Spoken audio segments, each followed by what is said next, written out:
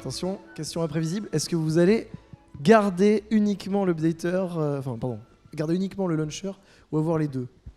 À terme, que le launcher. Plus d'updater, c'est terminé. Du coup, quand on essaiera de télécharger Dofus, on téléchargera directement l'Ankama Launcher sur le site. Tout est déjà prêt de ce côté-là, côté site, etc. L'updater actuel va disparaître. En fait, si on voulait, on a déjà les moyens de forcer les gens à ne plus avoir les updates de Dofus via le launcher. Enfin, l'updater. Alors le spam du Perco, du Prism et tout, c'est fini ça. En fait, ce qui se passait, il y en a une strat, on pourrait faire des anecdotes sur ce que le support nous raconte des fois, mais on pourrait y passer des heures. Mais en gros, il y en a sur certaines alliances qui étaient tellement bien organisées, qui s'arrangeaient pour organiser des attaques Prism et Perco en même temps.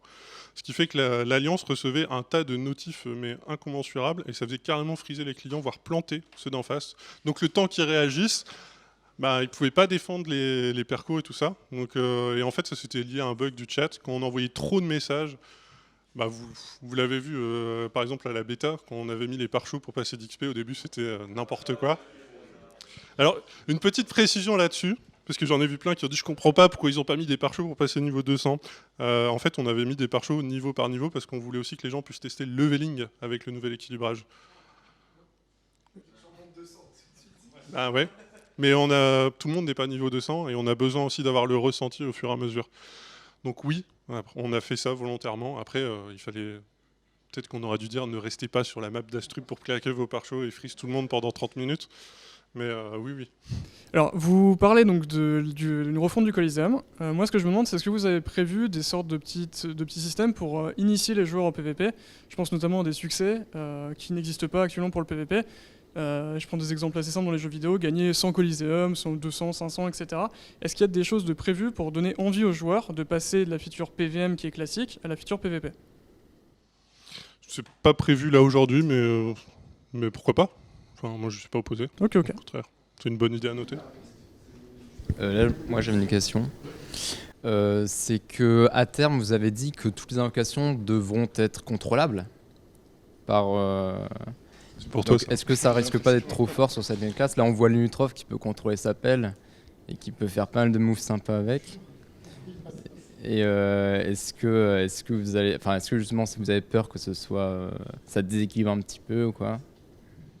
Alors oui, il y a un risque. C'est justement, comme ceux qui ont suivi les forums l'ont vu, notamment pour le Sadida. L'IA, contrairement à ce que disent les joueurs, elle n'est pas débile, elle est globalement quand même prévisible. Des fois, elle fait des trucs un peu bizarres, donc il y a toujours des améliorations à faire, elle est loin d'être parfaite. Par contre, il est évident que oui, si là, demain, on dit « Allez hop, sans rien toucher, tout le monde contrôle toutes ces invocations », forcément, les classes qui ne pouvaient pas le faire avant, si on touche à rien, vont globalement devenir plus puissantes. C'est pour ça qu'il faut quand même travailler sur un équilibrage en plus. On ne peut pas dire du jour au lendemain « Tiens, sans se poser des questions, sans réfléchir dessus, tiens, c'est bon, là on donne le contrôle aux invocations, on n'a touché à rien, et puis c'est bon, la classe elle va être pareille. Non, elle va forcément être plus puissante. Donc c'est à nous de trouver, est-ce que, par exemple, le contrôle de telle invocation, si on ne touche pas l'invocation, est-ce que c'est un problème de donner le contrôle? Oui, non. Si oui, il faut qu'on retravaille l'invocation pour qu'elle reste toujours intéressante, parce que le but, c'est pas d'avoir des invocations qu'on contrôle, mais qui ne servent à rien. En parallèle, de toute façon, tout ça prend du temps. Le Sadida en plus c'est au cœur de son jeu. Autant pour l'Osamodas on a pu le faire parce qu'il y a eu quand même beaucoup de temps consacré à l'Osamodas et il avait déjà une partie de cette mécanique depuis 1 an et demi avec les transformations et le contrôle de certaines invocations. Mais par exemple si demain on dit hey, le steamer il contrôle ses tourelles, ouais, c'est pour ça. Moi, j'aimerais bien, mais voilà. Le chat ferfu aussi, donc, un petit peu chiant des fois. Voilà, non mais justement donc du coup il y aurait sur chaque invocation il y aurait des choses à voir. Typiquement si on veut garder ce gameplay. Oui. Mais typiquement pour le steamer, tu vois, si ça se trouve, elles seront jamais contrôlables. Si derrière on a toujours le gameplay avec tant qu'elles sont en évolution 1 ou 2, elles peuvent aussi affecter les alliés. Oui. Donc il y aura aussi ces contraintes à prendre en compte. Donc dans un idéal, on pourrait dire oui, on aimerait que tout soit contrôlable, mais il faut que ça serve le gameplay de la classe. Si c'est pour rendre contrôlable, mais que ça bouleverse le gameplay, c'est peut-être pas si pertinent que ça. Ouais, je Voilà. Mais bon, de manière globale, on espère quand même pouvoir élargir le contrôle des invocations. Mais aussi, il faut se rappeler que les invocations jouent très vite avec l'IA. Là où on le voit quand c'est un joueur qui le joue, on est obligé déjà d'allouer plus de temps. Il faut savoir qu'une IA, elle prend une décision, la décision de ce qu'elle va faire dans le tour, même si des fois elle met un peu plus de temps à le jouer, la décision elle est prise en moins d'une seconde. Déjà le joueur, rien que le fait que, enfin pour beaucoup de joueurs, parce que là il y a beaucoup d'experts, etc., mais la masse dans Dofus, elle ne pense pas ses tours en 3 secondes. Des fois, ils décident de ce que va faire leur invocation alors que le tour de l'invocation a déjà commencé. Alors souvent, là, je sais que j'ai affaire à des joueurs qui sont plutôt dans l'anticipation et votre invocation, elle est pas encore, vous ne l'avez pas encore invoquée, que vous savez déjà ce qu'elle va faire et comment ça va se passer. Il y a plein de gens, c'est ah, ça y est, j'ai invoqué. Bon, je finis mon tour. Ah oui, c'est à mon invocation de jouer. Bon, qu'est-ce que je voulais faire avec déjà? Ah oui, bon, je vais aller là. Ah ben non, je vais plutôt faire ça. Machin. Et ça prend du temps. Bon, on le voyait bien avec le problème qu'il y avait avec les Osamodas avant, qui sortaient 10 tofu et bon, allez, c'est à l'Osamodas de jouer. Donc ces alliés, ils sont là, ils attendent. Ah, c'est à moi de jouer. Ça y est, j'ai fait mes actions, ça m'a pris 10 secondes. Les manches jouent. Ah, ça y est, c'est à mon pote Osamodas de jouer. Ouais, ça peut ralentir aussi. Voilà, ça peut énormément ralentir le jeu. Et plus on a de joueurs avec des invocations, et plus le jeu ralentit. Sachant que Dofus, en tant que jeu tactique tour par tour, a déjà un rythme lent. Plus il y a de personnages, plus c'est lent. Si en plus on donne plein d'invocations et que tout le monde les contrôle, on a un jeu encore plus lent. Donc il y a aussi ça à prendre en compte. Voilà, j'espère avoir répondu. Ouais. Moi j'avais aussi une autre question pour le système de tacle fuite. Est-ce que ça risque d'être revu par rapport peut-être à autre chose que l'agilité qui aujourd'hui offre ces deux avantages aux joueurs qui ont cet élément? Alors le chantier même plus global des caractéristiques qu'on va appeler secondaires, c'est-à-dire les caractéristiques primaires, secondaires, en gros c'est l'agilité avec le tacle, la fuite, l'intelligence avec le soin, des choses comme ça. Ça c'est un chantier qu'on a dans les cartons depuis longtemps. Mais à mettre en place, c'est un chantier qui demande énormément de temps parce que les classes, les sorts, les équipements, les monstres sont faits en tenant compte de ça. Alors forcément, le monstre, les bonus pods de force, ils s'en fichent. Hein. Mais par exemple, les panoplies, tous les équipements agilité ont globalement, forcément il y a des exceptions, mais globalement, ils ont moins de bonus tacle et fuite parce que ça concentrerait trop ces bonus sur ces panoplies-là, par exemple. Et du coup, c'est un chantier énorme. Et si demain on disait, allez, on lance le chantier, c'est plusieurs personnes. Enfin, en gros, on réquisitionne toute l'équipe GD. Et pendant des mois, il n'y a plus aucune mise à jour parce qu'il faut travailler là-dessus. Si on voulait sortir là d'un coup, on dit, allez, ça sort à la fin de l'année. Déjà, on n'est pas sûr d'y arriver. Et les autres joueurs qui n'ont rien à faire de ce chantier, ils vont dire ouais, mais moi je m'en fiche, pourquoi vous faites ça? Sortez-moi du contenu, ou équilibrez ma classe, ou faites ceci, faites cela. Donc il y a aussi des priorités à gérer. Mais on a déjà des réflexions là-dessus, on a déjà de la documentation, nous avons déjà plusieurs pistes, mais c'est plus un chantier de fond qu'un chantier là tout de suite qu'on est en train de faire. Voilà. Ok. Mais donc dans l'avenir proche, lointain, peu importe, enfin on ne sait pas encore trop, mais c'est quelque chose qu'on aimerait faire, oui. Donc, la question serait inspirée un peu par Uzusi. Est-ce que ce serait prévu de refondre le système de retrait et esquive parce qu'actuellement c'est très aléatoire et ça frustre beaucoup de joueurs? Alors, les formules ne sont pas si aléatoires que ça, mais effectivement, on voit quand même que des fois, j'ai tant de retrait, normalement j'ai un gros score, je peux en retirer plein, et puis pour une raison inconnue, on arrive à rien retirer, ou d'autres fois on a un coup de bol monstrueux, et puis on arrive à retirer beaucoup avec peu de stats, on va dire. Donc ça, c'est un chantier complexe. On n'a pas encore trouvé, en toute honnêteté, on n'a pas encore trouvé la bonne solution, parce que de toute façon, si on l'avait trouvé, on essaierait de l'implanter au plus tôt possible. Mais pareil, nous ne sommes pas pleinement satisfaits. Voilà, ça fait de toute façon plusieurs années qu'on vous lit. Hein. Enfin, on a souvent été clair avec vous, on a essayé de le retravailler à quelques reprises. Mais donc là, il est mieux effectivement qu'il y a 10 ans, mais même pour nous, il n'est pas encore pleinement satisfaisant. Ouais. Mais à long terme, vous voulez faire quelque chose là-dessus? Plutôt long terme parce que c'est un chantier compliqué. Voilà, comme je t'ai dit, pour l'instant, on n'a pas vraiment de piste satisfaisante où on se dit ah c'est bon, là on a cette piste, elle semble bien, on y va.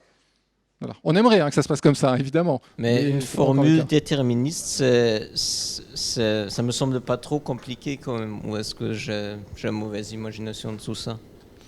Comme je t'ai dit, il y a plein de choses à étudier là-dessus. Le problème, c'est qu'on n'est pas dessus. Si demain on dit allez, on attaque ce sujet, forcément, on va avoir plus de pistes qui vont ressortir. Pour l'instant, même dans les propositions, on n'a rien qui nous est pleinement satisfait. Mais ça ne veut pas dire que les propositions ne sont pas intéressantes. Quand vous faites des propositions, elles sont, comme le disait Erwin, elles sont lues, certaines sont même débattues. Est-ce que ça vaudrait le coup et tout. Il y a plein de choses, on les note dans un coin pour se dire quand on attaquera le chantier, on les aura sous la main. Voilà, on remarque quand même des choses pertinentes sur le forum, que ce soit sur les formules de retrait d'esquive ou même sur d'autres sujets. Et voilà, c'est lu, c'est stocké, et quand on attaque les sujets concernés, on s'en sert. Alors, au fil des années, vous avez eu l'habitude d'enlever un peu l'aléatoire du jeu, au détriment, pour certains, du spectacle. Par exemple, au Ghoul Terminator, il y avait les roulettes qui pouvaient balancer un combat, donc ça créait un peu de spectacle. Aujourd'hui, le seul pan vraiment actif, c'était le drop avec le Vulbis, qui était l'item le plus difficile à obtenir sur le jeu et qui a motivé pas mal de joueurs. Vous avez réintroduit le drop rare avec le Minnow Wang, par exemple. Avec cette nouvelle mise à jour, le Vulbis ne sera plus droppable, du coup. Est-ce que vous pensez instaurer de nouveaux drops rares pour satisfaire les joueurs qui aiment le challenge? Il y en a un qui arrive là avec la mise à jour. Et il y en aura ma d'autres. deuxième question, c'est aussi par rapport à l'aléatoire. La Forge Magie, récemment, vous avez intégré de nouvelles runes qui ont des probabilités de passer plus importantes. Est-ce que vous comptez modifier le système d'Exo, qui est quand même un système présent depuis le début du jeu? Attention, il y a un professeur de Forge Magie là, je crois. Il va peut-être pouvoir répondre. Du coup, est-ce que c'est une réflexion chez vous ou non? Bon, je vais répondre, je vais ajouter une chose pour la première question et je réponds dans la foulée dans la deuxième. Le Dofus Vulbis n'est pas difficile à obtenir.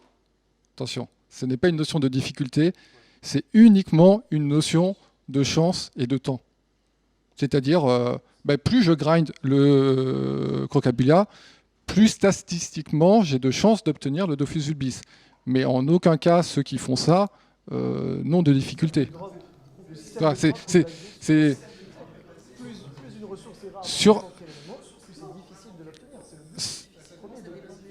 ça dépend de ce qu'on appelle difficulté. C'est plus long, théoriquement plus long à obtenir, mais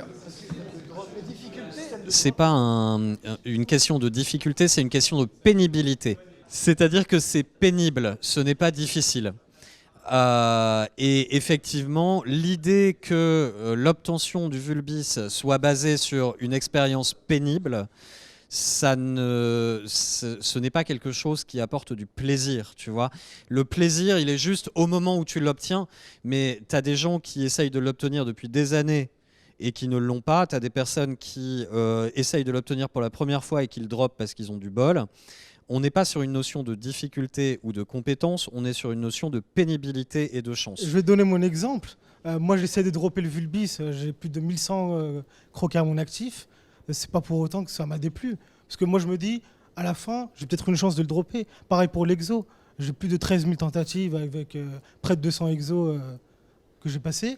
Mais pourtant, moi, ça ne m'a pas empêché de prendre du plaisir, même quand j'ai échoué. Alors, oui, non, mais c'est pour ça qu'on a fait il y a des choix individuels et tout ça. C'est pour ça qu'on a fait un sondage et qu'on a voulu répondre à la majorité. Après, clairement, si jamais tu jettes un œil de près à la quête, tu verras qu'il y a beaucoup de tryhard pour l'avoir. Hein. Par contre, si tu l'as fait, tu es sûr de l'avoir. D'accord, mais donc vous avez partiellement répondu à la question, parce que vous allez rajouter de nouveaux drops rares. Oui, ouais. Et pour ce qui est de la Forge Magie, du coup, est-ce que c'est prévu de modifier les exos? Bon, moi, je veux bien répondre. Oui. Rappelle-moi pour la Forge Magie que je réponde pas à côté, s'il te plaît. Rappelle-moi la question exacte. Alors, ma question, c'était que récemment, vous avez rajouté de nouvelles runes qui ont des probabilités de passer plus rapidement. Bon, il y a quand même de la difficulté, mais c'est moins aléatoire que l'exo.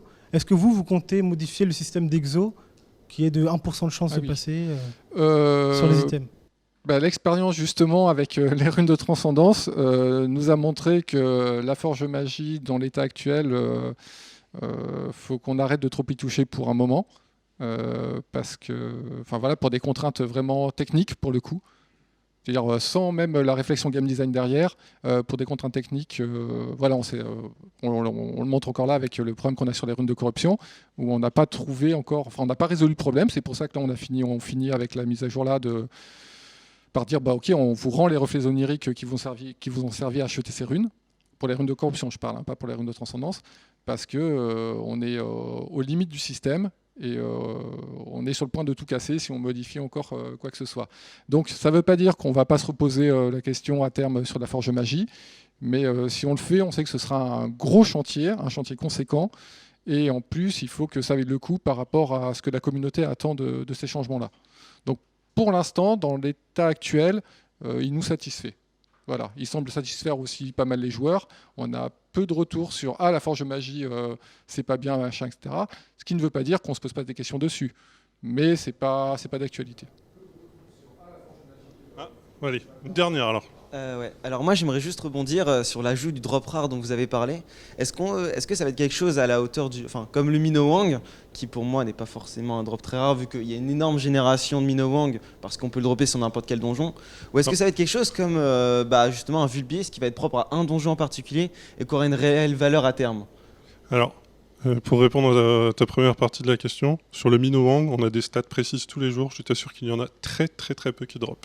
Non mais ok. Mais quand je dis très peu, c'est vraiment pas grand-chose, quoi. Si on en a un par serveur par jour, c'est un miracle. Ouais, mais comparé à un Vulpes par exemple, je trouve qu'à l'époque, il y en avait vraiment très peu. Ce serait par exemple, je sais pas, un tous les 3 mois ou tous les 4 mois. Enfin, c'était insane. Et quand tu l'avais, tu savais que c'était vraiment l'exception. Alors que là, la mage est sortie. Il y en a plusieurs qui sont tombés durant les premières semaines. Finalement, au début, t'es hypé parce que tu dis cool, du drop, on va farmer, et tu vois que t'as tout le monde qui en drop autour de toi. Et en fait, le fait de voir personne qui en drop, limite, c'est encourageant parce que tu te dis je peux encore être le premier, je peux être l'un des rares. Alors qu'en fait, quand tu vois qu'au bout de quelques jours, c'est déjà fini, t'es un peu dégoûté et tu te dis finalement, ça n'a pas tant de valeur que ça et on aura plein à terme. Donc, oui, non, mais je comprends. Après, on a à chaque fois qu'on sort un contenu ou qu'on fait une modif ou un choix, il y a aussi une part dans le fait de ce que nous on assume. Le temps montrera, enfin j'espère en tout cas, après on peut toujours se tromper, que la volonté du Vulpes telle qu'elle existait avant, elle existera toujours. Parce qu'il y a toujours cette part de drop. Il y a une ressource en particulier que tu dois récupérer dans une quête, et il y a un taux de drop qui est très très faible, qui colle justement à cette idée de farming qu'on avait à l'époque, qui est plus accessible quand même, mais qui reste déjà... Enfin voilà, puis les combats... il faudra réussir à les passer, je pense. Enfin, c'était volontairement difficile, de toute façon. Après, pour les drops, oui, non, mais on peut comprendre. Hein. Mais encore une fois, c'est pour ça qu'on a fait aussi un sondage. C'est que, oui, il y a beaucoup de gens qui farment et tout ça, mais il y a aussi énormément de joueurs qui sont très frustrés d'avoir, en Coliseum, tomber sur quelqu'un qui a un Vulpes qui n'a pas forcément eu un meilleur stuff ou un meilleur parcours de toi, mais qui a juste eu plus de chance, en fait, tout simplement. Pour le drop rare, le problème, c'est que on compare deux choses qui sont incomparables. Vous intégrez des drop rares cosmétiques qui n'ont, à mes yeux, quasiment aucune valeur, alors que le Dofus Vulpes, alors c'est mon avis personnel, hein, bien sûr, alors que le Dofus Vulpes a un réel intérêt dans le jeu, quoi. Il a une plus-value énorme si on l'obtient, que ce soit en termes de richesse pure ou alors en termes d'optimisation. Du coup, j'aime ta question. Je pense que c'est plutôt est-ce que vous allez... Attends, j'additionne des choses. Si ta question c'est est-ce qu'on se réserve le droit d'intégrer du drop rare sur de l'objet à stat à l'avenir, la réponse est oui. Sur de cosmétiques. Oui. Voilà, merci, c'est tout.